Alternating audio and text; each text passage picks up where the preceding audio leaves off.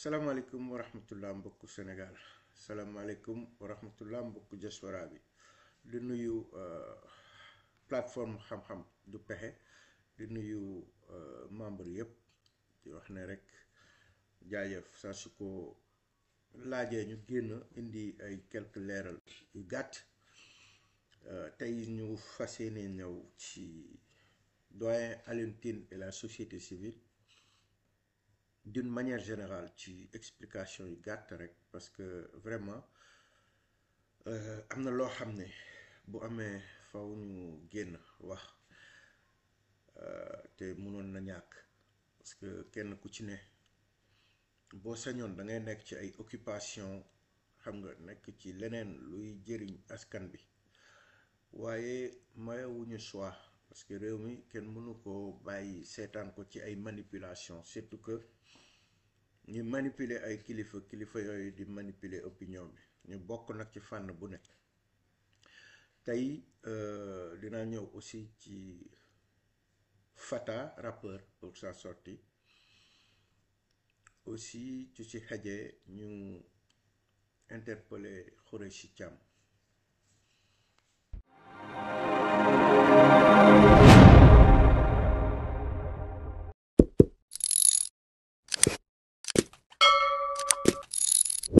ci benn problème buy doon commencer d'ailleurs on va commencer par là Khoureychi Thiam dañ koy lancer appel très rapidement lu mën a xew rek na woote réunion urgence na waxtaan ci biir parce que am na loo xam ne bu xewee te nga nekk ci yoon am foo bëgg a dem nga prouver ne bëgg nga sa réew da ngay commencer gérer sa njaboot am na loo xam ne yëg nañ ko ci mbir moomu c'est pas trop tard pour mu woote njaboot gi waxtaan ak ñoom na def loolu moo gën parce que Sénégal il faut ñu privilégier dialogue d'abord waxtaan suñu biir parce que loolu du problème bu ndaw te fi mu jëm après du def lenn lu dul yàqal ko moom kon mooy lu ñuy lancer message Khoureychi Thiam di ko wax frère appelle la famille autour de toi en urgence et règle ce problème-là le plus rapidement possible voilà pour wax ci doyen Alioune Tine je pense que il faut nga commencer xool sa impact wax ak sa impact génn parce que dafa am loo représenté ci réew mi nga def fi yu bare ci suuf ñun ñu xam ko xam ci dara am na yoo xam ne sax dañ ko liggéeyandoo ak yow muy lu baax a baax pour réew mi te loolu mooy sa cër moi je pense que ci loolu nga war a continuer parce que doyen on a vu que bi ñu arrêté Mansour Faye bi ñu ko arrêté da nga génn nga posté nga ne amul décision de justice donc suñ ko justifié wul war nañ ko mën a bàyyi mu voyager 2 jours ou 3 jours après Mansour Faye demaat aéroport ne dafay dem Côte d'Ivoire doyen je pense que du ma ne loolu moo tax mais ku mel ni yow suñu taxawul woon taxawaayu genre sentinelle boo xam ne day may genre prête-nom yi ak genre luubalkat yi Sénégal comme Mansour Faye du ñu am fitu demaat aéroport naan dañuy génn dëkk bi te tey jii yow doyen soo waxee Mansour Faye génn dëkk bi ñëwaatul Sénégal mu daw te loolu lay fexe pour def parce que moom Mansour Faye xam na li mu def xam na ba ci prête-nom bi mu doon ak milliards yi mu luubal xam na ko léegi moom su demee bitim réew mu toog fa yow doyen Alioune Tine lépp li nga liggéeyoon Sénégal ak li nga mën a jëriñaat Sénégal est-ce que xalaat nga amaat crédibilité biir Sénégal wala man lu may douter loo xam ne vraiment xam naa ne société civile bi mu ngi souffrir en ce moment parce que y a pas de matière en fait liggéey bu mu war a liggéey nanguwu ko liggéey te fi mu yaakaar ne foofu la war a jëlee ay fonds ak li mu war a def pour am ay fonds mënatu ci jafandu donc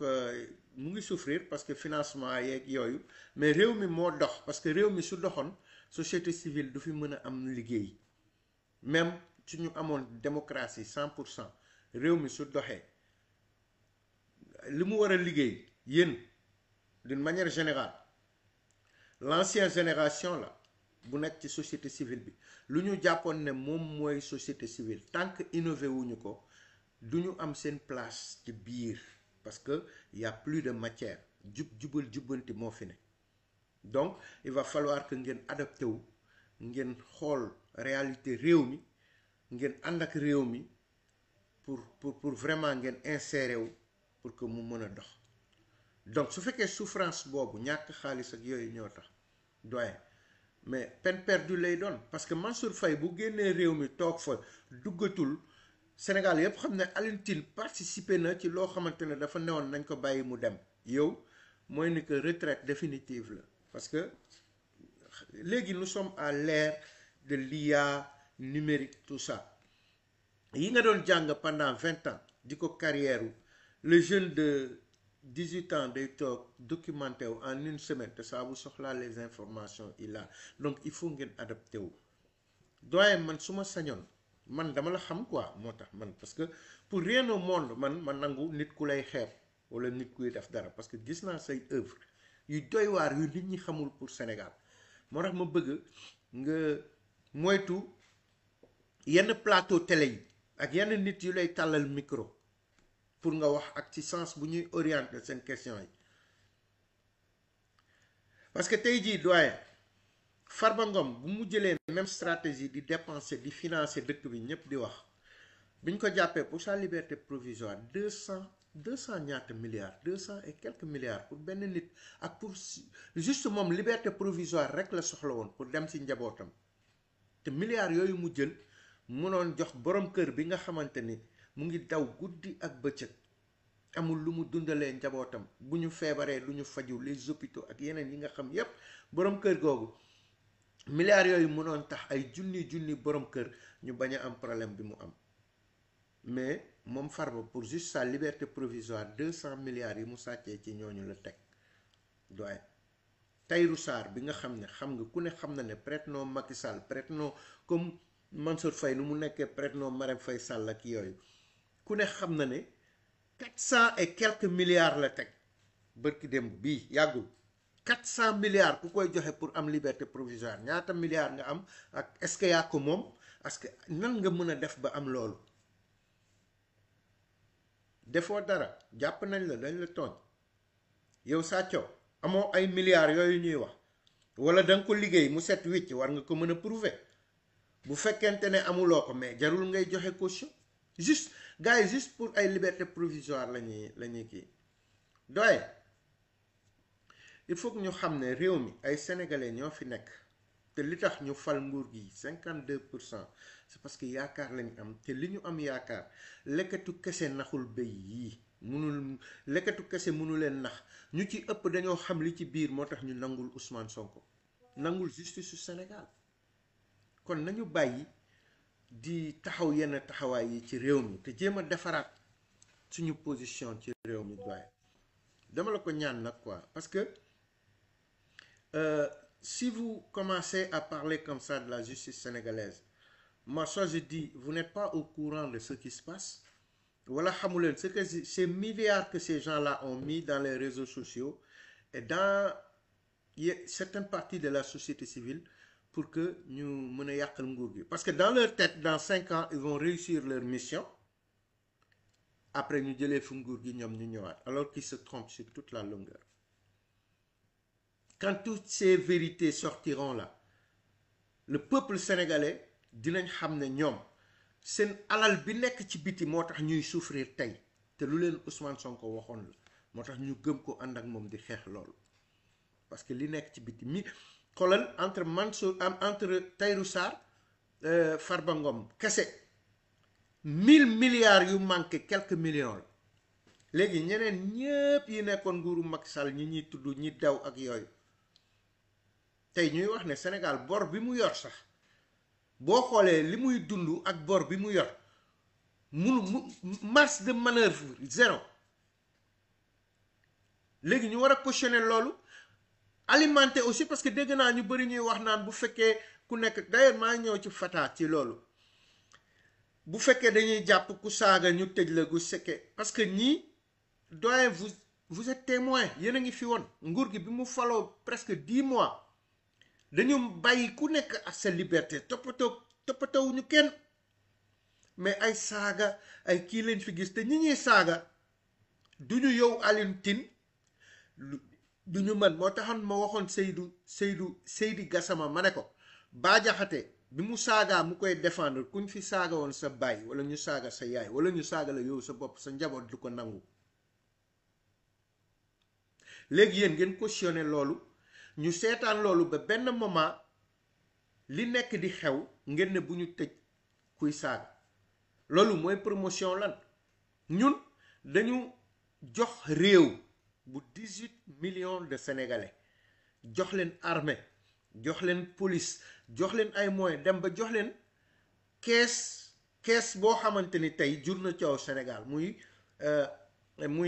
caisse noire ñu koy woowee fonds politique ñeneen ñu di ko woowee caisse d'avance ñu ko mën a tuddee ñu jox leen ko pour ñu aar réew mi Sénégal am aada ak cosaan yaru diine nefi ñu ne bu ñu jàppee yenn saagakat dañuy créer yeneen saagakat après dañuy tëj ba mujjee tëj plus de 1000 personnes comme Macky Sall bu ñu dee tëj 4000 personnes parce que dañu nekk ci infraction munta bokk ak Macky Sall mu doon tëjaate parce que dafa bëggoon nguur dafa bëggoon def 3e mandat dafa bëggoon masquer tey milliards yi ñu sàcc réew mi war ko laajte di ko revendiquer loolu la doon défendre moo tax mu tëj ay junni nit loolu mënul bokk ak koo xam ne dañ la fay nga taal sa caméra di saaga ndey institution doyen fi may wax ak yow nii lendemain Korité ay panel yu am plus de 1000 personnes ñoo ne journée xorom Ousmane Sonko la loolu noo ko mën a expliquer ci réew mu tudd Sénégal réewum Cheikh Amadou Bamba réewum Alaaji Malick Mam Boukounta Ndiassane réewum diine réewum aada réewum cosaan ñu ne dañuy jël ay journée pour di saaga benn nit koo xam ne premier ministre la tey képp ku ñu fal Sénégal tu dois un grand merci à Ousmane Sonko y compris yéen société civile boo xam ne man ci yéen laa bokkoon ñu bokkoon di xeex ak yelleef nooteel ñu xam li ci biir Ousmane Sonko sacrifier sa vie pour mën a génne Sénégal ci loolu ay nit ñëw toog ne nañuy créer ay journée pour saaga ko donc leur stratégie c'est que gars yi tëj lu ëpp loolu te bokkul léegi ñun ñu yor armée yor police fay lépp jox ñii ay nguur ne ñu seetaan ñooñu ñu continuer di saaga te nga xam sociologie saaga kat nan la ak fi mu jëm ak lan la mën a créer ci réew mi ñii bu ñu duggul ci xeet waaso ñu dugg ci parti politique wala di mélanger lépp doyen nañu xoolaat réew mi yéen mag yi ngeen delluwaat ni ngeen waroon def comme ni nga doon def démb ak barki démb di sol sa dàll di dugg di defar di wax diine di wax droit di wax lépp di ko lijjanti ci suuf jàmm am Sénégal parce que Sénégal fi ñu nekk nii am na ñu ko yàq te fi ñu war a dem tant que comprendre ruñu ko day yéex te yéexaay bi baaxul te ngeen xamal gaa yi ne il n'y a plus de recul possible nguur gi Sénégal mënatul dellu ginnaaw jubal jubbanti la par force parce que kenn waxul tappale par force ah jubal jubbanti par force parce que des vies nous avons perdu des vies des centaines ñi ñu xam ñi ñu xamul beaucoup de choses se sont passées pour que réew mi mën a egg fii vous pensez que lii dina dellu ginnaaw et celui qui ku contre loolu mais yow tu te détruis pour rien la preuve ñi ngeen di kii ñii ñu ngi bëgg a daw ñii daw nañu ñii ñu ngi bitim réew mais est-ce que ci lu jub lañ newoon rapport yi di génn lépp di feeñ il faut que ñu delloo suñu xel il faut que ñu xam ne réew mi réew la boo xamante ne dafa am particularité am Sénégal toutes les conditions sont là pour que mu mën a nekk réew boo xam ne àll yiwén dafa war a dem ci jàmm Fata pour live bi bañ a gudd Fata yow vraiment Fata c'est dommage Fata ci cercle bi nga nekk di tourner yow tu vas passer ta vie ci cercle boobu doo amal sa réew njëriñ doo amal sax sa bopp njëriñ yow suñ la dégloo dañuy xam ne yow ton problème dans le rap en fait c'est que doo assumer tu n'assumes pas ta position mais moi je te vois venir mais change assume tu es sénégalais d'abord assumel xam nga luy dëgg xam nga lu dul dëgg nga assumer que en tant que jeune gis nga ñoom nit dof ñoom ils ont compris que le rap c'est de l'art comme li nga waxee et la politique c'est l'art de gérer la cité yow ton suñ la dégloo États-Unis ngay inspiré woo sa lépp lool la dem nga sax ba nañ promouvoir anglais bi xam nga tu as utilisé le peuple sénégalais di ci def business parce que sa son da nga ko doon jaay Fata donc yow da nga njëkk a def utilisation parce que mérite bi nga amoon mooy jël notre culture muy mbalax bi nga xam ne tu t'es inspiré des rappeurs sénégalais comme ay Black Mbolo ay yeneen ñoo xam ne def nañ ko ci game bi ba pare nga jël ko sukkandiku ci loolu exploité ko pour mën a def autour de toi benn genre image booy revendiquer te loolu industrie la donc aujourd'hui su nit jëlee poste loolu responsabilité la ça day mattali liggéeyam le rap et la politique mënul dem yow tu t'inspires des États-Unis mais Kanye West était candidat présidentiel donc bu fekkente ne da nga bëgg a assumer ànd ak ay tappalekat àndal ak ñoom vous avez monté le budget à 1 milliard le fonds à 1 milliard parce que vous avez rencontré Macky Sall mais tout ce qu'on avait dit l'homme que vous avez rencontré il est où et combien de milliards il pèse aussi au détriment des Sénégalais loolu lañ leen waxoon personne ne vous a dit que ni le rappeur ou yéen waru leen contribuer pour le développement de votre pays et puis le rap là ce n'est pas que vous qui êtes devant la scène ak seen micro di enrichir si vous êtes ce que vous êtes là c'est parce qu'il y a des consommateurs il y a les vrais artistes du rap qui sont dans le game ñu soxlawul yow public bi nga soxla woon c'est-à-dire populaire c'est-à-dire yoon bi nga demoon pour jël ko am na ñu ko soxlawul woon parce que le contenu c'est-à-dire lii nga xam ne c'était le côté révolutionnaire du rap loolu moo leen intéressé woon moo tax aujourd'hui ñu xam ne sacrifice yi ñu daan def bu yàgg topp ci rap bi di ci sonn tey résultat bi mooy éveil boobu ñu participer d'une part ak l'arrivée de Ousmane Sonko ak la jeunesse qui est consciente là ak tout là moo tax Sénégal tey ñu libéré ko ci dictature libéré ko ci spirale boo xamante ni mënu ci woon génn abadan parce que le pauvre dafa waroon continuer di pauvre ñu toll ci 25e pays le plus pauvre du monde tey ces rappeurs là ak ces acteurs là qui étaient dans le game ñoom tey suñu refusé jël des postes pour liggéey pour def jubal jubbanti dans nos institutions là c'est que ñoom comprendre ñu rap c'est pour ça que nit dof ak ku mu mën a doon les kilifa ñoom ñëpp tey ñoom raw nañ la ñoom parce que ils ont compris que ne c'est d'abord des Sénégalais et le rap est autre chose que de rester là à faire de l'industrie sur le dos de la population mais il faut participer il faut contribuer dans le développement de ton pays c'est-à-dire l'art que tu fais là il faut l'adapter pour la gestion de ta cité su fekkee tu es toujours nul tu grandis pas yow et puis bon moi j'aime pas di personnaliser ay débat mais c'est juste pour te dire que ne ce terrain là wàcc fa parce que tey yow waroon nga mën a ñëw à travers ton expérience ak rap yeeg lépp nga ñëw jël game jël poste liggéey wone aussi ne mën nga leneen parce que mënuloo promouvoir la culture sénégalaise dugal ko ci rap ne lii vraiment suñu cosaan nañ ko adapté te amuloo capacité xam ne le rappeur mën na jël poste yor ay politique de développement participer neneen ba pare am surveillance ci la gestion de la cité là muy gérer foofu di xool di observer di dénoncer li fa xew ñooñu ils ont compris donc ce qui veut dire que ni le mbalax là comme gars yi ni ñu ko doon waxee yow fake nga woon boo xamante ne da nga ko doon utiliser pour industrie mais gëmuloo ko woon parce que aujourd'hui même si tu parles tu promouvois l'English